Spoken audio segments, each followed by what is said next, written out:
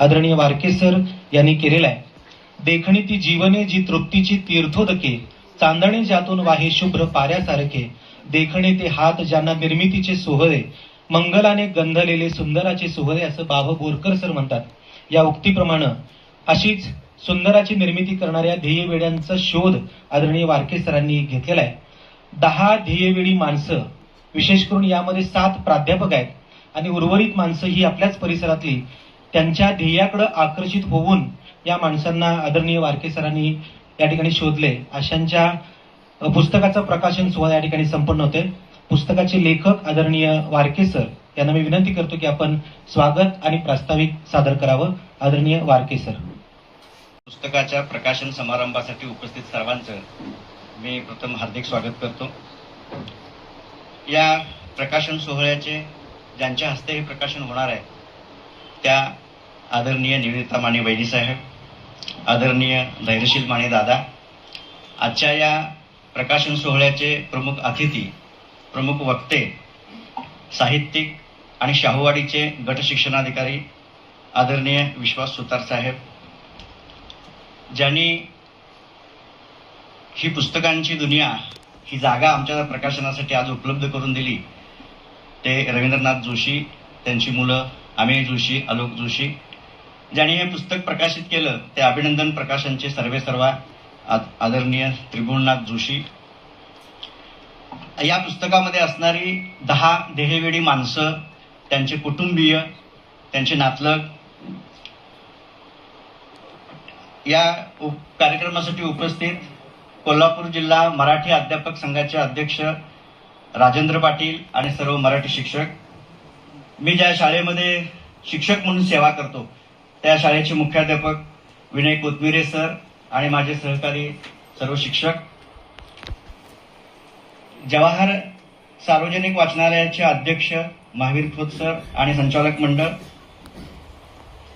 आकाशवाणी कोल्हापूर केंद्रावरती सकाळी 6:55 सुलभ ग्राहक संवाद सादर करणारे आमचे सहकारी मित्र प्रसाद बुरांडे सर, 7 वाजता आयसी अक्षरे रसिके या कार्यक्रमामध्ये सहभागी होणारे माझे सर्व सहकारी बांधव, प्राचार्य जीवन साळोखे सर, जे पवार सर, रुपडीहून आलेले सर्व शिक्षक आणि विद्यार्थी, यमगे गावाहून आलेले माझे सर्व मित्र, पाहुणे आणि उपस्थित सर्वांचं मी या प्रकाशन समारंभामध्ये हार्दिक हार्दिक स्वागत करतो.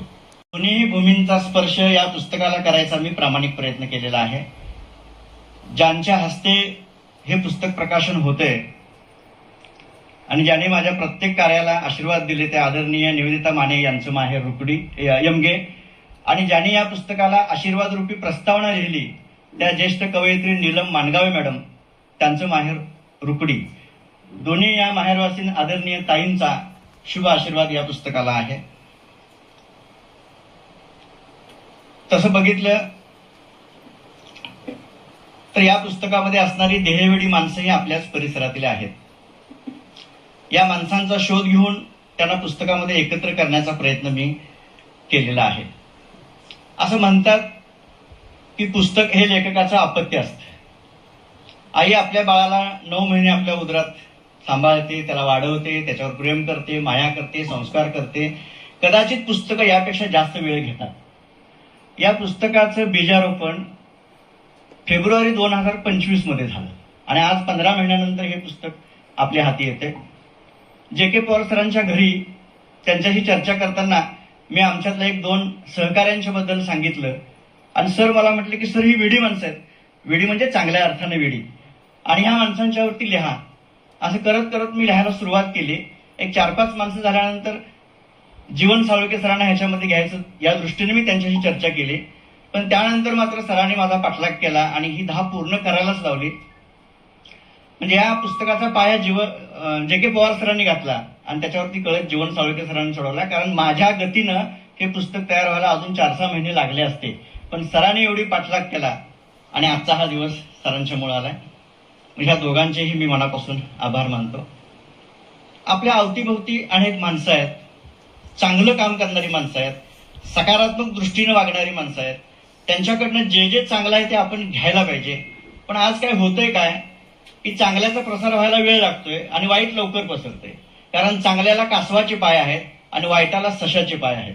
चांगलं पलीकडच्या घरात जाईपर्यंत वाईट गावभर फिरून आपल्यापर्यंत येते. आणि मग बऱ्याच वेळेला आजकाल माणुसकी राहिली नाही. आज कोण स्वार्थाशिवाय काही काम करत नाही. आज कोण कुणाशी बोलत नाही. अशी नकारात्मक वाक्य आपल्या कानावर पडतात. पण हे अर्ध सत्य आहे. आजही चांगली काम करणारी माणसं आहेत. त्यांच्याकडून खूप काही घेण्यासारखं आहे. मला भेटलेली ही सगळी माणसं मी एकत्र करायचा प्रयत्न केलाय. ही पदरमोड करणारी माणसं आहेत. स्वतःचा वेळ खर्च करणारी माणसं आहेत. आणि वेळ खर्च करून दुसऱ्यासाठी, पुढच्या पिढीसाठी, मग पर्यावरणाचं असू दे, ज्ञानाचं असू दे, सगळ्या आरोग्याचं असू दे, ही सगळी कामं करणारी माणसं एकत्र करायचा मी प्रयत्न केलाय. ह्याच्यातली प्रत्येक माणसं डोंगरा एवढी मोठी आहेत. पण मी पुस्तकात घ्यायचा प्रयत्न करत असल्यामुळं त्यांना 10 ते 12 पानामध्ये बसवले. कारण त्याला मर्यादा आहे. नाहीतर प्रत्येकावरती स्वतंत्र पुस्तक होईल एवढं ह्या लोकांचं काम आहे. आता ह्याच्यामध्ये असणारी जी माणसं आहेत त्याच्यामध्ये आमचे नागावचे दीपक शेटे सर, दादा भेटलेत त्यांना. त्यांनी आपल्या नागावच्या घरामध्ये गणिताची प्रयोगशाळा तयार केली आणि त्या आवडीपोटी सरांनी पदरचे 50 लाख रुपये खर्च केलेत. आणि उद्या महाराष्ट्रातल्या सगळ्या शाळा शैक्षणिक सहल म्हणून त्यांच्या घराकडे येतील एवढं वातावरण आज त्यांनी तयार केले. एकही सुट्टी ते घरात थांबत नाहीत. वस्तू शोधायला जातात आणि कधी थांबतात तर कुणीतरी फोन केला आम्ही हे बघायला येणार आहे, त्या दिवशी त्यांचा रविवार ते सांगण्यातच जातो. असे दीपक शेट्टी आहेत. उत्तम तळवार सर आपले चिंचवाडचे आहेत. त्यांनी कात्रणा संग्रह केलाय, अक्षरांचा संग्रह केलाय. 35,000 कात्रणं त्यांच्याकडे आहेत. आणि मुलांच्याकडनं हस्ताक्षरांचे एक असं कपाटच भरले. त्यांचं असं ध्येय आहे की उद्या, आता अजून त्यांना रिटायर व्हायला 4 वर्ष आहेत, ते म्हणतात की मी ज्यावेळेला रिटायर होईल त्यावेळेला महाराष्ट्रातले प्रत्येक डीएड बीएड कॉलेज शिक्षकाचं घर कसं असावं हे बघायला माझ्या घराकडे येईल. एवढं त्यांनी ध्येय ठेवले आणि त्या दृष्टीने त्यांचं काम सुरू आहे. इथं आमचे रमेश भिवरे सर बसले तारदाचे. आज 78 वय आहे. आजही 10-10 तास मांडी घालून बसून ते लेखन करतात आणि इतिहासावरती लेखन करतात. मी त्यांच्या घरी जातोय त्यावेळेला मी बोलतच नाही. मी फक्त ऐकतोय आणि तेच बोलत असतात. पण मध्ये मध्ये मी डोळे बंद करतोय आणि डोळे बंद केल्यानंतर जाणवते की भिवरे सर माझ्याशी बोलतच नाहीत. ते पुस्तकच वाचून दाखवायला लागलेत. अखंड पल्लेदार वाक्य आणि संवाद, एवढी त्यांची शब्दफेक आहे. राहून राहून मला वाटते की हा माणूस विद्यापीठातच असायला पाहिजे होता. पण आमच्या डेक्कन सूतगिरणीमध्ये सेवेत होता आणि निम्म्यातून ती गिरणी बंद पडली आणि मग त्यांना झगडावं लागलं पोट भरण्यासाठी. असे ते आमचे भिवरे सर आहेत. जे.के. पवार सरांनी आपल्या घराच्या वरच्या मजल्यावरती शाहू अध्यासन केंद्र केले. शाहू महाराजांची 218 पुस्तकं जेवढी प्रकाशित झालीत महाराष्ट्रात आणि महाराष्ट्र बाहेर, ती सगळी एकत्र केलीत. आणि ती पुस्तकं शोधण्यासाठी त्यांना राज्याबाहेर सुद्धा जावं लागले. साळुंखे सर आमचे आहेत. त्यांचं एक ध्येय आहे की माणूस भेटला की त्याला पुस्तक द्यायचं. घरात माणूस आला की त्याला चहा घेणार का विचारायच्या आधी हातात पुस्तक असते. जवळजवळ संविधानाची पुस्तकं त्यांनी आता गेल्या ह्या महिन्यामध्ये वाटलेत. वहिनी साहेबांना पण त्यांनी एक परवा पुस्तक दिलं संविधानाचं. हजारो पुस्तकं त्यांनी वाटलेत. किती पैसे खर्च होतात त्याचा विचार करत नाहीत. विदुरा स्वामी मॅडम आमच्या इथं बसले. त्या जिथं जातील तिथं कापडी पिशव्या वाटतात, स्टीलचे ग्लास वाटतात. यूज अँड थ्रो वापरायला आता आम्ही आणताना सुद्धा इथं यूज अँड थ्रो येणार नाही याची काळजी घेतली, कारण मॅडम समोर आहेत. आज येताना सुद्धा चहासाठी त्यांनी 25-30 कप आणले त्याला भेट द्यायला. आणि या कार्यक्रमाच्या पिशव्या सगळ्या त्यांनी स्वतः आणले. प्लास्टिक विरोधी काम करतात. आपल्या घरातला कचरा आपण बाहेर ठेवतोय तसं गल्लीतला कचरा गोळा करून आपल्या दारात ठेवतात आणि ते रिसायकलिंगला ते पाठवतात. असं त्यांचं काम आहे. डॉक्टर नरवडे साहेब इथं बसले. गरीब परिस्थितीनं आल्यामुळे त्यांना गरिबीची जाण आहे. बहुतेक डॉक्टर असे म्हणतात की आणि इतक्या दिवसांनी या, पण हे डॉक्टर म्हणतात की आता ह्याच्यावर तुम्ही बरा होतोय परत यायचं नाही. म्हणजे इथंपर्यंत त्यांचं आणि अगदी गरिबांचा डॉक्टर म्हणून त्यांचं आहे. आणि बालसंकुलमधील मुलांना फ्री सेवा आहे सरांची. त्यानंतर रवींद्रनाथ जोशी साहेब आहेत, ज्याने हे सगळं अक्षरांचं जग इथं उभा केले. ही मंगळवार पेठेतली रस्त्याकडेची जागा 3000 स्क्वेअर फूटची. ह्याच्यात जर दुसरं काय केलं असतं तर 4 पैसे जास्त मिळवता आले असते. पण हे ज्ञानाची गुंतवणूक आहे, अक्षरांची पुस्तकांची गुंतवणूक आहे. एवढा सगळा मोठा, आता पलीकडे पण एवढाच हॉल आहे, ते सगळं त्यांनी पुस्तकांसाठी केले. आणि सगळ्यात शेवटी जे आज इथं नाहीत ते माझे मित्र बी.के. गोंडाळ म्हणून राजापूरचे. त्यांना ग्रंथांची आवड होती. त्यांनी आपल्या गावामध्ये ग्रंथालय काढलं, बाजूच्या 10 गावांमध्ये ग्रंथालय काढलं. त्यांना विधवा प्रथा बंद व्हायला पाहिजे म्हणून ते प्रयत्न करायला लागले. आणि 2.5 वर्षापूर्वी तहसीलदार राजापुरांच्या समोर जाऊन त्यांनी शपथपत्र लिहून दिलं की माझ्या मृत्यूनंतर माझी पत्नी कुंकू पुसणार नाही, मंगळसूत्र काढणार नाही, जोडवी काढणार नाही. ते शपथपत्र लिहून दिले. आणि हे पुस्तक प्रसिद्ध व्हायच्या आधीच मागच्या 2-2.5 महिन्यामध्ये त्यांचं निधन झालं. त्यामुळे ह्या माझ्या मित्राला पण मी श्रद्धांजली अर्पण करतो. आपण हे पुस्तक वाचावं. मी सुतार सर नंतर विस्ताराने ह्याच्यावरती बोलणार आहे. पण जिद्द काय असते, परिश्रम काय असतात, चिकाटी काय असते, ते म्हणजे हे पुस्तक आहे. ध्येय काय असतं, वेळ काय असतं, पदरमोड काय असते, ते म्हणजे हे पुस्तक आहे. एखाद्या आधारावर सुद्धा मात करता येते हे सांगणारं हे पुस्तक आहे. निवृत्तीनंतर आपण थकतो, पण निवृत्तीनंतर डबल वेगाने पळता येतं हे सांगणारं हे पुस्तक आहे. आणि 40 नंतर सगळ्यांनाच गोळ्या सुरू होतात, पण गोळी सुरू झाली म्हणून काम थांबवायचं नाही असं सांगणारं हे पुस्तक आहे. सगळी माणसं तसेच, अशी सगळी माणसं एकत्र करायचा मी प्रयत्न केलाय. मीच जास्त सांगत बसणार नाही तुम्हाला. तुम्ही हे पुस्तक जरूर वाचावं. कदाचित तुम्हाला मोह होईल की या माणसांशी आपण बोलावं, मग अक्षरांच्या माध्यमातून बोलावं, शब्दाच्या माध्यमातून बोलावं. म्हणून या पुस्तकाच्या शेवटी मी या माणसांचा फोटो, त्यांचा पत्रव्यवहाराचा पत्ता आणि मोबाईल नंबर दिलेला आहे, म्हणजे वाचणाऱ्यांना डायरेक्ट त्यांच्याशी संपर्क साधता येईल. अशा पद्धतीचे हे पुस्तक तुम्ही वाचाल अशी अपेक्षा या ठिकाणी व्यक्त करतो. पुन्हा एकदा सगळ्यांचं मी स्वागत करतो आणि मी थांबतो. धन्यवाद. व्यक्तिशः आपल्या सर्वांना मनापासून धन्यवाद देतो. सध्याचा काळच फार विचित्र आहे, विलक्षण आहे. आणि अशा काळात समाजातलं चांगलं शोधणं, जे जे उत्तम आहे, उदात्त आहे, अनुकरणीय आहे, ते एकत्र करणं आणि त्या भावनेनं कृतज्ञतापूर्वक त्या संदर्भात लेखन करणं, हा भाव सध्या तसा दुर्मिळ आहे. त्यातही शिक्षण क्षेत्रात 50 वर्ष माझ्यासारख्यानं घालवल्यानंतर मी अशा निष्कर्षाप्रत आलो की एखाद्या शिक्षकानं दुसऱ्याबद्दल कृत्रिम जिव्हाळ्यानं बोलणं आणि त्याही पलीकडे जाऊन लिहिणं, ही माझ्या भाषेत बोलायचं झालं तर ती बातमी होईल. कारण हे एकमेव असं क्षेत्र आहे जिथं समोर फार लोक चांगलं बोलतात, पण पाठीमागं चांगलं बोलतातच हे याची खात्री देता येत नाही. अन्य सर्व क्षेत्रामध्ये आपल्या सहकाऱ्यांच्या बद्दल, वरिष्ठांच्या बद्दल एक वेळ चांगलं बोललेलं आपल्या कानावर येईल, आपल्याला दृष्टिक्षेपात येईल. इथं अशी परिस्थिती झाली. सन्मान्य संजय वारके यांनी अतिशय सुखद असा सगळ्यांनाच आम्हाला धक्का दिला. त्याने समाजात जे जे चांगलं आहे ते तर एकत्र केलंच, पण त्याबद्दल अत्यंत जिव्हाळ्यानं, कृत्रिमरित्या लेखन केलं. चांगलं बोलणं जिथं कठीण आहे तिथं चांगलं लिहिणं हे तर त्याहून कठीण आहे. आणि मग त्याने आता मगाशी सांगितलं ती वस्तुस्थिती आहे. गेल्या वर्षी साधारणतः आता त्याला 1.5 वर्ष होत आलं, ज्यावेळी ते मला भेटले त्यावेळी त्यांनी हीच इच्छा व्यक्त केली. पण मी त्यांना सांगितलं एकट्या दुकट्यावर करू नका. पवार साहेबांचा संदर्भ त्यांनी दिला. तर म्हटलं अशा पद्धतीनं आपण जे जे समाजामध्ये तुम्हाला आढळतात, तर त्याने मला थोडीशी गळ गाठली. म्हटले अशा अशा पद्धतीनं तुमचाही बऱ्यापैकी संचार आहे, फक्त आपण राजकारण आणि वगैरे इतर गोष्टी थोड्याशा टाळू आणि आउट ऑफ फोकस असणारे, म्हणजेच प्रकाश झोतात नसणारे अशा लोकांना आपण या पुस्तकात समाविष्ट करू. अर्थात त्यांचं मन फार मोठं आहे. काळीच ज्याचं सुपा एवढं असतं तोच अशा पद्धतीचं लेखन करू शकतो. ज्याचं काळीच चिंचोक्या एवढं आहे तो असं लिहूच शकणार नाही. मला त्याबद्दल त्यांना मनापासून धन्यवाद द्यायचे. आणि सगळ्यात महत्वाची गोष्ट दादा म्हणजे सगळ्याच तुमच्याबद्दल, बेनी साहेबांच्या बद्दल, आपल्या सगळ्या आप्तसुखीयांच्या बद्दल आणि त्यातही आपल्या संस्थेचे जे जे घटक प्रमुख आहेत त्यांच्याबद्दल ते अत्यंत कृत्रिम जिव्हाळ्यानं बोलतात. मी ते जरा कन्फर्म सुद्धा केलं. आपल्या सहकाऱ्यांच्या बद्दल त्यांच्या अप्रोक्ष अनुपस्थितीमध्ये चांगले उद्गार काढले, ही सुद्धा सध्याच्या काळात एक दुर्मिळ गोष्ट झाली आहे.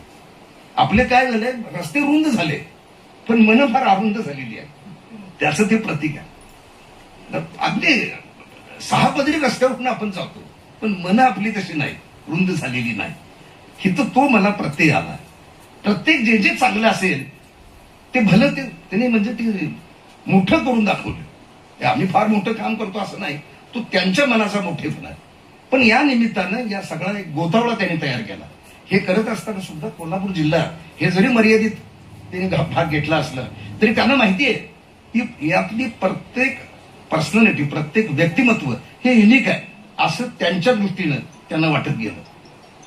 खरं आहे ते एका दृष्टीनं, पण हे सुद्धा मांडणं, हे शोधून लोकांच्या समोर ठेवणं, वाचकांच्या समोर ठेवणं, ही माझ्या दृष्टीनं म्हणजे गेल्या इतक्या वर्षाचा सगळा अनुभव गाठीशी असल्यामुळे मी नम्रतापूर्वक सांगू इच्छितो की हे तसं दुर्मिळ उदाहरण आहे. आणि या पुस्तकाला प्रकाश होतात आणण्याचं काम आमचे सन्मित्र त्रिभुवननाथ जोशी यांनी केलं. त्याबद्दल मी त्यांनाही मनापासून धन्यवाद देतो. अल्पावधीत हे पुस्तक त्यांनी प्रकाशित केलं, सुबकरित्या मांडणी केली आणि अत्यंत चांगल्या पद्धतीनं प्रकाशित केलं.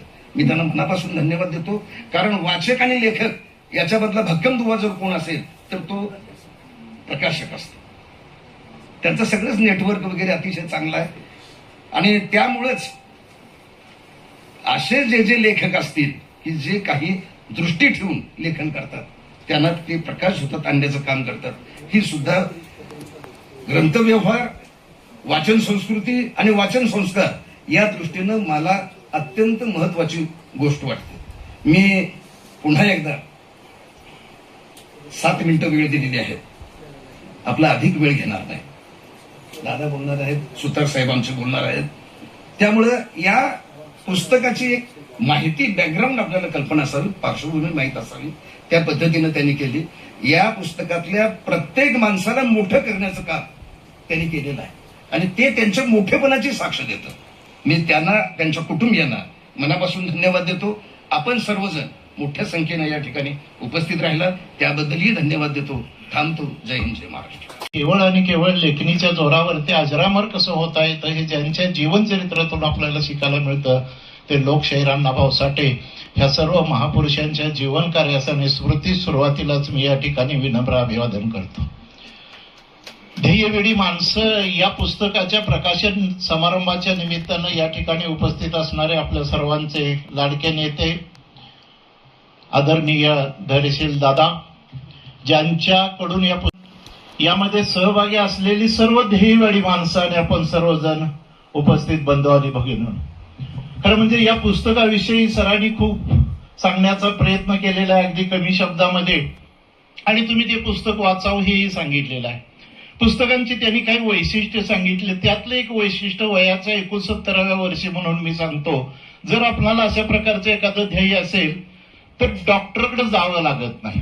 हे या ध्येयवेडे माणसाचं एक वेगळं वैशिष्ट्य आहे. डॉक्टरांपासून लांब राहायचं असेल तर असं कुठलं तर एखादं वेड आपल्याला असलं पाहिजे, आणि असं वेड असणारी ही सर्व माणसं आहेत यामध्ये. खरं म्हणजे यांचं कौतुक आहेच, पण ज्या वेळेला हे पुस्तक तुम्ही वाचाल त्यावेळेला तुमच्या लक्षात येईल की यांच्या पाठीमागं यांचं कुटुंब जास्त वेड आहे. ज्या वेळेला आपण गणित तज्ञांच्या विषयी वाचतो, सरांनी सांगितलं की 50-60 लाख रुपये हा वेडेपणा, आणि दिवाळीच्या पाडव्याला कुठं तर मुंबईमध्ये, तेही कुठं चोर बाजारात जायचं कशासाठी, तर एखादी आपल्याला पाहिजे ते आपल्या संग्रहासाठीची वस्तू. त्या कुटुंबानं काय करायचं, ह्या प्रत्येक वेड्या माणसाचं कुटुंब हे वेड आहे, अशा अर्थानं की ह्या वेड्या माणसाचा चांगल्या पद्धतीनं ते सांभाळ करतायत. आणि म्हणून मी त्या सर्व कुटुंबियांचं हार्दिक अभिनंदन करतो, त्यांचं कौतुक करतो की या वेड्या माणसांना तुम्ही चांगल्या पद्धतीनं पुढे आणण्याचा प्रयत्न केलेला. सरांचं एवढ्यासाठी मी कौतुक करतो की त्यांनी या 10 लोकांना एकत्र आणलं. माझ्याकडे ज्या वेळेला आले त्यावेळेला मला वाटलं नाही की ते माझ्याशी एखाद्या वेगळ्या विषयाच्या अनुषंगाने येणार आहेत. आमच्या साळोखे सरांनी त्यांना पाठवलेलं होतं, आणि मग ज्या वेळेला माझ्याशी बोलत राहिले त्यावेळेला मी त्यांना सांगितलं की अशा प्रकारचा एक प्रकल्प हाती घ्या. त्यांनी सांगितलं की प्रकल्प हाती घेतला, आणि मग मला उपमा काय दिली त्यामध्ये काय म्हणले की हे पाया यांनी रचला. सरांचं वैशिष्ट्य आहे, साळोखे सरांनी सांगितलं, पाया ते विसरले नाहीत. पाया त्यांनी स्मरणात ठेवला. बरा आजचा काळ असा आहे की पाया विसरला जातो, पण संजय सरांनी पाया विसरला नाही, त्याची जाण ठेवली आणि मला त्यामध्ये सहभागी करून घेताना एक मला जे त्यांनी विशेषण वापरलेलं आहे ते शाहू प्रेमी म्हणून. मला त्याबद्दल अभिमान वाटला, म्हणजे मला बरं वाटलं, चांगलं वाटलं, कुणालाही वाटेल, मनुष्य स्वभावच आहे. परंतु त्यामध्ये मी एवढं सांगेन की मी एकटा शाहू प्रेमी नाही. आपल्यापैकी प्रत्येक जण आणि आपल्या शिवाय जे काही समाजामध्ये लोक आहेत प्रत्येक जण शाहू प्रेमी आहे. त्यामुळे शाहू प्रेमी हे एकट्यासाठी माझ्यासाठी नाही, आपल्या सर्वांसाठी आहे. दादा या ठिकाणी आहेत. मला सांगणार असं वाटलं की ज्यांनी या ठिकाणी पुस्तक घडवलेलं आहे ते शिक्षक आहेत. यामध्ये ज्या 10 लोकांचा सहभाग आहे त्यामधले जवळजवळ 6 लोक हे शिक्षकच आहेत. शिक्षकच अशा प्रकारचा वेडेपणा करू शकतात हे त्यातून एक अधोरेखित झालेलं आहे. शाहू महाराजांच्या ग्रंथांचा संग्राहक म्हणून माझ्याकडे जे काही 200-250 पुस्तक आहेत शाहू महाराजांच्या विषयी, शाहू महाराजांच्या हयातीमध्ये असताना जे 3-4 पुस्तकं प्रकाशित झालेली आहेत, पहिली 2 पुस्तकं ही शिक्षकांनी लिहिलेली होती. त्यातलं पहिलं पुस्तक आहे 1885 सालचं, शाहू महाराजांच्या वयाच्या 11व्या वर्षी श्रीमंत महाराज शाहू छत्रपती सरकार करवीर यांच्या दत्तक विधानाची हकीकत, सन 1885. कुणी लिहिलेलं आहे हे? सदाशिव महाजी देशपांडे. कुठे होते? सेंट्रल मराठी स्कूल कोल्हापूरचे हेडमास्टर. दुसरं पुस्तक त्यानंतर शाहू महाराजांचा राज्यारोहण समारंभ झाल्यानंतर मुख्तारी समारंभ किंवा श्रीमंत महाराज शाहू छत्रपती सरकार करवीर यांचा राज्याधिकार स्वीकारोत्सव. लेखक कोण आहेत? बाळाजी महादेव करवडे. हे सुद्धा मुख्याध्यापक. कुठे? हेडमास्टर पट्टण कोडोली पेटा आळता. हे दोन्ही शिक्षकच. बाकीच्या कुणाच्याही लक्षात आलं नाही. मात्र शिक्षकांना असं वाटलं, त्यांनी डायरी लिहिलेली होती. 4-5 दिवस हे समारंभ चालायचे आणि मग त्या डायरीचं आता करायचं काय, दुसऱ्या वर्षी हे पुस्तक प्रकाशित केलेलं आहे. आणि म्हणून सरांनी जे लिहिलेलं आहे यामधले बरेचसे शिक्षक आहेत. यांचंही कार्य पुस्तक लिहिताना पुस्तकांचा संदर्भ असावा लागतो, संदर्भ ग्रंथ वापरावे लागतात. सरांनी संदर्भ ग्रंथ वापरलेले नाहीत, संदर्भ ग्रंथ वाचलेले नाहीत, पुस्तकं वाचलेली नाहीत, माणसं वाचलेली आहेत. यातला प्रत्येक माणूस सरांनी वाचलेला आहे. आणि त्यामुळे ह्या पुस्तकामध्ये जे आहे ते आगळं वेगळं तुम्हाला सर्व बघायला मिळेल. अतिशय आगळ्या वेगळ्या प्रकारचं हे पुस्तक आहे. खरं म्हणजे मला इथं दादा आहेत म्हटल्यानंतर खासदार बाळासाहेब माने यांची आठवण झाली. बाळासाहेब माने 1974-75 ज्यावेळेला जिल्हा परिषदेला अध्यक्ष होते त्यावेळेला राजर्षी छत्रपती शाहू महाराज यांचा जन्मशताब्दी वर्ष सुरू होतं. आणि मग साहेबांनी सांगितलं की रस्ते, दवाखाने, शाळा हे सगळं जिल्हा परिषदेचं काम आहेच. पण साहेब त्यावेळेला असे म्हटलेले आहेत की समाज केवळ भौतिक सुधारणेवरतीच प्रगत होऊ शकत नाही किंवा भावनेवरती जगत नाही, तर त्याच्या सशक्त विचारांची गरज असते. आणि हे सशक्त विचार वेगवेगळ्या ग्रंथामध्ये मिळतात.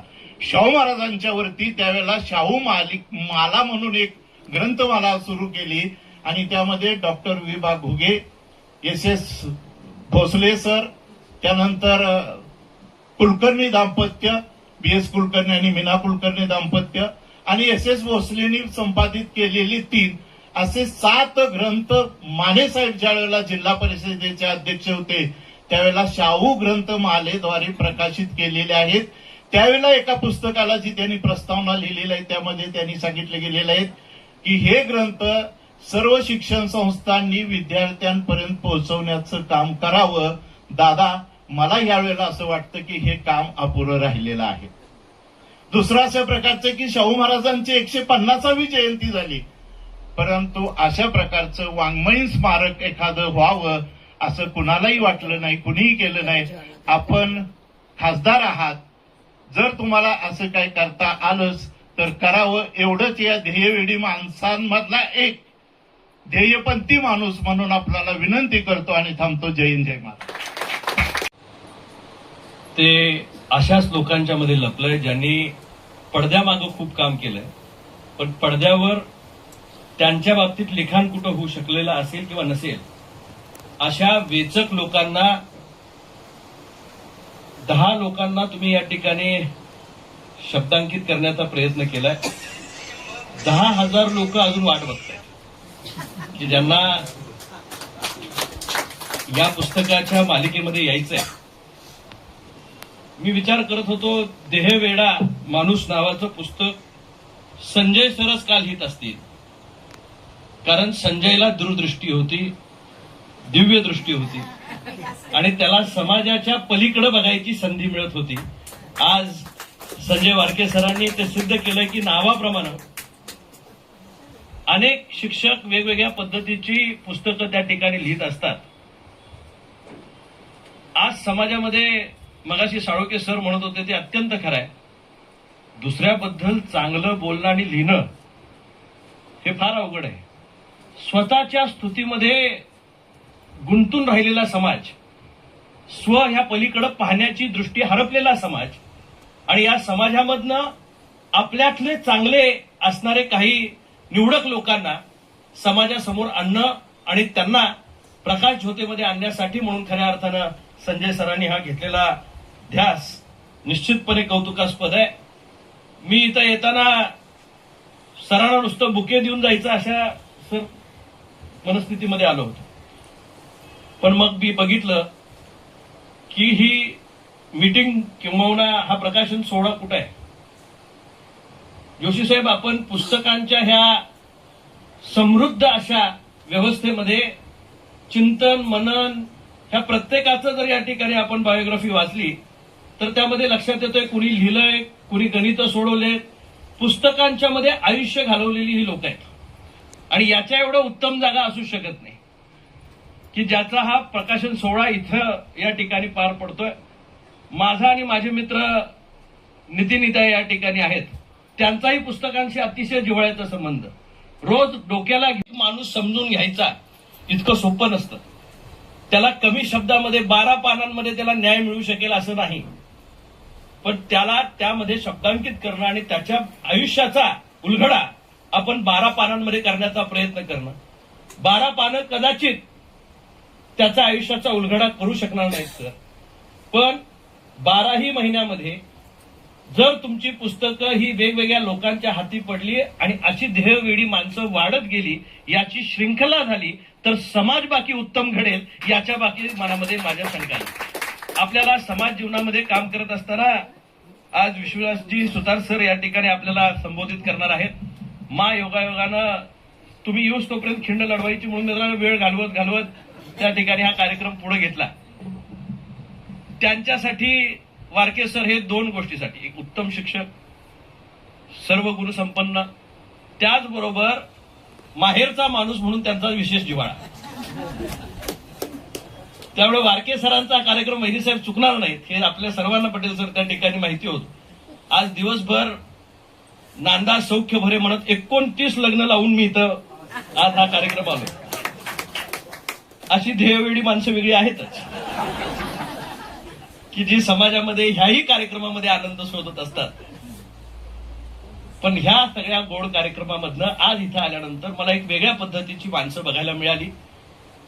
कुणी गणित सोडवलं, जे आयुष्याचं गणित सोडवण्याचा आम्ही प्रयत्न करतोय ते गणिताच्या बाबतीत 50 लाख रुपये घरचे घालून, मगाशी ज्याचा उल्लेख अनेकांनी या ठिकाणी केला की स्वतःची सुट्टी मुंबईच्या असणाऱ्या बाजारामध्ये, चोर बाजारामध्ये म्हटलं तुम्ही, चोर बाजारामध्ये शिक्षण सुद्धा मिळतं आणि त्यामध्ये सुद्धा गणित सोडवता येतं. ह्याचं मला नवीन उदाहरण समजलं. कोण काय पाहावं, कुठं काय पाहावं, त्याची दृष्टी काय, चोर बाजारात काय घ्यायला जावं, तर चोर बाजारात सुद्धा आयुष्याचं गणित सुटू शकतं आणि त्याच्यातनं एक संग्रहालय घडू शकतं. हे अनेक जणांना माहीत नसेल, पण निश्चितच यातनं एक वेगळं उदाहरण सरांच्या निमित्ताने या ठिकाणी घालून दिलं. नागावकरांच्या मध्ये असा एक रत्न लपलेला होता की ज्याची ओळख आज या निमित्तानं त्या ठिकाणी झाली. मी मनापासून सर त्यांचंही या ठिकाणी अभिनंदन करतो. आदरणीय दीपकजी शेटे सर या ठिकाणी, उत्तमजी तळवार सर या ठिकाणी आहेत. कात्रण संग्रहालयामध्ये 35,000 ना, 35 ते 36,000 कात्रणं त्यांनी त्या ठिकाणी. मी त्यांना सहज विचारलं की का तुम्ही सुरुवात केली, तर ते म्हणले रद्दी गोळा करत करत त्या ठिकाणी त्यांच्या आयुष्याच्या मध्ये हा छंद त्यांना जडला आणि त्या पद्धतीनं त्यांनी ती कात्रणं गोळा केली. रद्दीमधनं सुद्धा छंद जोपासता येतो आणि एखादाही लिहिलेला कागद वाया जात नसतो. तो स्मरणात राहण्याच्यासाठी कुणी कुणाबद्दल काय लिहिलं याच्याबद्दल आलेख या ठिकाणी असतील तर त्यांच्यापाशी ते 83 पासूनच त्यांनी मला सांगितलं की तुम्ही त्याचं त्या ठिकाणी रद्दीतून वृद्धीकडे, बुद्धीकडे, पण ते दोन्ही आहे. वृद्धीही झालीये, बुद्धीतही वाढ झालीये आणि समाजाला आपण जे देणं लागतो त्यामध्ये कोण कशा छंदातनं या ठिकाणी पुढे जाईल सांगता येत नाही. रमेशजी बिवरे साहेब आहेत तारदाळचे, इतिहासाची मांडणी मगाशी त्यांनी सांगितलं की आजोबांच्या हस्ते सन्मान, आईच्या हस्ते सन्मान आणि नातवाच्या हस्ते सन्मान, असं 3 पिढ्यांमध्ये एक सन्मान त्यांचा झाला होता माने साहेबांच्या बरोबर, वसंतदादांच्या बरोबर असताना त्या ठिकाणी सन्मान झाला. मानचा कुठं झाला होता? शाहू स्मारक कोल्हापूरला तुमच्या हस्ते झाला. आणि त्यांच्या हस्ते सांगलीला साहित्य पीबी पाटील सर, अच्छा, श्रीनिवास साहेब, पीबी पाटील सरांच्या हस्ते त्या काळामध्ये त्या ठिकाणी झाला. आणि माझ्या हस्ते शरद पवार साहेबांनी मी असताना त्या ठिकाणी निमशिरगावला झाला. असे 3 वेळा त्यांचा या ठिकाणी आला. एकाच कुटुंबातल्या तिघांनीही एकाच माणसाचा सन्मान, कदाचित हाही रेकॉर्ड असावा. 3 पिढ्यांनी, म्हणजे त्या परिस्थितीमध्ये एखादा माणूस 3 पिढ्या आपलं काम चालू ठेवतो आणि आमच्या 3 पिढ्या त्या सन्मान करण्यासाठी त्या स्टेजवर असू शकतात. हे दोन्हीचा दुग्धक्षकारा योग या ठिकाणी आहे की आम्ही भाग्यवान आहोत आणि ते कर्तृत्वान आहेत. त्याच्यामुळं त्यांच्या कर्तृत्वाला आम्हाला या ठिकाणी सन्मान करण्याची संधी मिळणं हे सुद्धा आमच्यासाठी भाग्याचं आहे. या ठिकाणी मुरगुडचे सन्माननीय जीवन साळुंखे सर आहेत. पुस्तक भेट देणे हा त्यांचा छंद आहे. त्यामधनं निर्माण करणं, याच्यासाठी प्रयत्न करणं ही आपल्या सर्वांची जबाबदारी असते. आणि साळुंखे सर हे आयुष्यभर ते जगत आलेत आणि त्यांनी ते जगलेलं पुढच्या पिढीमध्ये परत बिंबवायचं काम ते पुस्तकाच्या माध्यमातून त्या ठिकाणी करतायत. त्यांच्या शब्दफेक असेल, त्यांच्या बोलण्याची ढब असेल, त्यांच्यामध्ये जो या ठिकाणी एकमेकाशी संवाद साधण्याचं जे स्किल आहे ते फार कमी लोकांच्या मध्ये त्या ठिकाणी असतं. आणि 7 मिनिटं दिल्यानंतर 7 मिनिटात बोलून बसणारा शिक्षक मी पहिल्यांदाच बघितला. 45 मिनिटाचा क्लास न होता नाही, पण ते पथ्य पाळणं हे अत्यंत महत्वाचं आहे. त्यामुळं गुरुवर्यांना त्यांनी पुस्तकही देतात आणि त्याचबरोबर बंधनही पाळतात. असे दोन्हीचा समागम असणारे आदरणीय साळुंखे सर, जे पवार साहेब, शाहू महाराजांच्या बाबतीत या ठिकाणी आपण पवार सरांनी मला सांगितलं की आजोबांनी त्या काळामध्ये 100 वर्ष झाली त्यावेळी मानेसाहेब जिल्हा परिषदेचे अध्यक्ष होते, शाहू महाराजांची जन्मशताब्दी वर्ष, आणि त्यावेळी चालू केलेली काही पुस्तकं, त्यांनी त्याच्यावर लिहिलेली प्रस्तावना याचा उल्लेख आपण त्या ठिकाणी केला. आता या ठिकाणी पवार साहेबांनी उल्लेख केला की जी ध्येयवेडी माणसं असतात ती डॉक्टराकडे जायची गरज नसते, पण डॉक्टरच ध्येयवेडे असतात. त्यातले हे डॉक्टर आहेत. त्यांनी गरिबांची नाही, हे ध्येयवेड्यांच्या मधले डॉक्टर आहेत. त्यांना आज पुरस्कृत करण्यात आले. हे आपले फॅमिली डॉक्टर आहेत. काकांचा जो अक्षरदालन,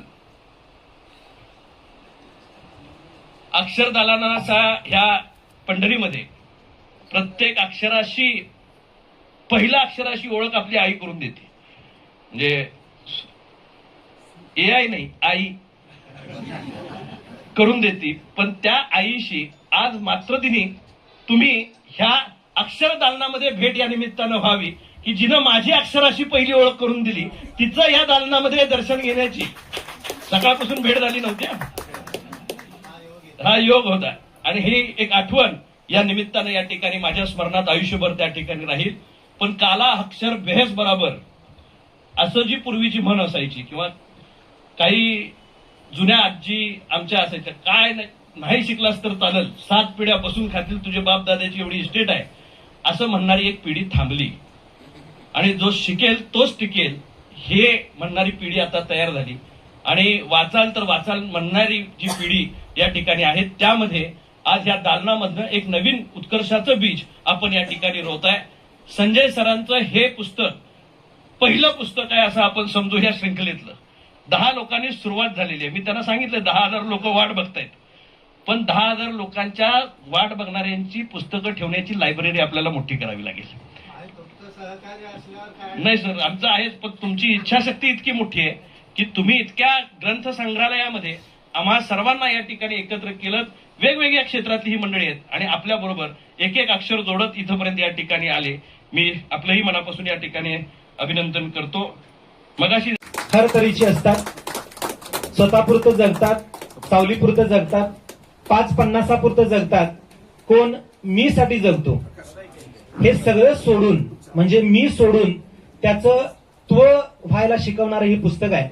त्वचं सत्व व्हावं, सत्वचं पुढं तत्व व्हावं आणि त्यातूनच व्यक्तिमत्व आणि अशा व्यक्तिमत्वाचं महत्व समाजामध्ये वाढावं यासाठी लिहिलेलं हे पुस्तक ध्येयवेडी माणसं असं हे पुस्तक व्हावा अशी धडपड शब्दातही न मावणाऱ्या या माणसाला शब्दबद्ध करणं खरं तर ही साधना आहे आणि यासाठी आदरणीय वारके सर यांचे खरोखर मनापासून आपण ऋण व्यक्त करू. दादांनी पण सांगितलेले आहेत, फाळके सर, JK सर यांनी सांगितलेले आहेत. आता मी पुस्तकाबद्दल बोलणार आहे आणि थोडं वैचारिक पण बोलावं असा माझा विचार आहे. याचं कारण काय आहे? कारण आपण नवं काहीतरी दिलं पाहिजे. दादानी एक मुद्दा जो रेस केला तो मला अत्यंत महत्वाचा वाटतो मित्र. ते काय म्हटलेत की शाहू महाराज कोण हे आजच्या पिढीला समजायला पाहिजे, परंतु त्यांनी एक अनुभव सांगितला आणि त्यावरून आपल्याला काय लक्षात आलं की आपली नवी पिढी किती अनभिज्ञ आहे, किती अनभिज्ञ आहे. दोन शाहू महाराज, दोन्ही आज काय आहे हे मी तुम्हाला सांगतो. विचार करतोय आत्ताच्या सद्य परिस्थितीवर. तुम्ही सगळे तसेच विचार करणारे लोक आहात, परंतु हे बोलण्यापूर्वी मला एक गोष्ट नमूद करावीशी वाटते. ज्ञानेश्वरांनी 18 अध्यायांचा ज्ञानेश्वरी हा ग्रंथ लिहिला. ते सांगत होते आणि ते सच्चिदानंद बाबा लिहून घेत होते. गोष्ट काय घडली? 8 अध्याय ज्ञानेश्वरांनी सांगितले. माळी सर 8 अध्याय सांगितले आणि त्यांच्या लक्षात असं आलं की माझ्या समोर माझे गुरु पण बसलेले आहेत आणि साधी सर्वसामान्य माणसंही बसलेले आहेत की जे माझे विचार ऐकतायत आणि लिहून घेत आहेत. आणि त्यांच्या असं लक्षात आलं की मी हे जे ज्ञान सांगतोय, हा योग सांगतो, हा सांख्य योग सांगतो, हा ज्ञानयोग सांगतो, हा विभूती योग सांगतो, असे ते सगळे त्याचे पॅरल सगळे सिस्टीम्स आहेत. 8व्या अध्यायानंतर असं लक्षात आलं ज्ञानदेवांच्या की अरे हे कंटाळे तर नसतील ना, यांचं लक्ष दुसरीकडे तरी नसेल ना. आणि म्हणून 9वा अध्याय जर तुम्ही उघडून पाहिला तर पहिलीच ओवी ज्ञानदेवानी घातलेली आहे. ती मला मगापासून आठवते. ही काय ओवी आहे ती मी तुम्हाला सांगतो आणि मग माझे विचार मांडणार आहे. आता जे आपण ज्या वर्तमानामध्ये राहतो, वागतो, आपल्या हातामध्ये एक साधन आलेलं आहे जे आपल्याला काय करतं, सतत दुसरीकडे वळवतं, किंबहुना माणसातून उठवतं सुद्धा. म्हणजे बसलेल्या माणसातून उठवतं. आहे की नाही मोबाईल आपला? आपल्या आजच्या कार्यक्रमाच्या या जे पुस्तक प्रकाशन झालं, ज्यांच्या हस्ते झालं ते आदरणीय वहिनी साहेब, डॉक्टर वहिनी साहेब यांना मी सांगेन. वहिनी साहेब 2008 साली एक सर्वे झाला. त्या सर्वेमध्ये माणसांचं लक्ष केंद्रित एकाग्रतेचा काळ किती होता? तर तो 42 सेकंद होता.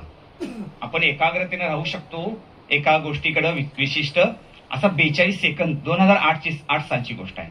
आता 2025 मध्ये सर्वे झाला. तो काळ आपल्या एकाग्रतेचा किती आला असेल? वाढला पाहिजे ना, का कमी झाला असेल? काय अंदाज आहे आपला? कमी झाला असेल. पण तो किती कमी झाला असेल? 42चा 40 झाला असेल का डॉक्टर साहेब? 40चा किती 35 झाला असेल का? तर मी तुम्हाला संशोधनपूर्वक सांगतो, तो सध्या 8 सेकंद आहे. असे आपण झालेलो आहोत. आणि ज्ञानदेवांच्या काळात तरी माणसं किती सामान्य असतील. ज्ञानदेवानी सगळी माणसं आपल्याकडे लक्षपूर्वक पाहावेत, कोणी व्हॉट्सअप मोबाईलवरती बघू नये म्हणून 9व्या अध्यायात पहिलीच एक ओवी टाकली. तरी अवधान एकले दिजे मग सर्व सुखासी पात्र होईजे, हे प्रतिज्ञोत्तर माझे उघड ऐका. तुम्हाला वाटेल की आता मी प्रवचन सांगायला लागलोय. नाही, अवधान हा शब्द फार महत्वाचा आहे. माणसांचं अवधान म्हणजे मी नेहमी असं म्हणतोय की या ओवीतलं अवधान जे आहे की तुम्ही माझ्याकडे डोळे लावून पाहताय, उघडे डोळे करून पाहताय, परंतु मी अशी खात्री देऊ शकत नाही की तुम्ही इथं असाल. तुम्ही मनानं कुठेतरी दुसरीकडे असू शकता. हे मी तुम्हाला का सांगतोय? कारण आपल्या सर्वांचं आयुष्य बदलणारे एक वर्ष होऊन गेले. आपल्या सर्वांचंच आयुष्य बदलणारं एक वर्ष या देशामध्ये, या विश्वामध्ये निर्माण झालं. ते वर्ष 1990. काय झालं या वर्षांमध्ये? 1990ला काय आलंय? खाऊजा संस्कृती आलेली आहे. काय आलेलं आहे? खाऊजा, खाजगीकरण, उदारीकरण आणि जागतिकीकरण. बरोबर. त्यापूर्वीचं आपलं सगळं राहणीमान, त्यापूर्वीची आपली सगळी दृष्टी, त्यापूर्वीचं आपलं सगळं पर्यावरण.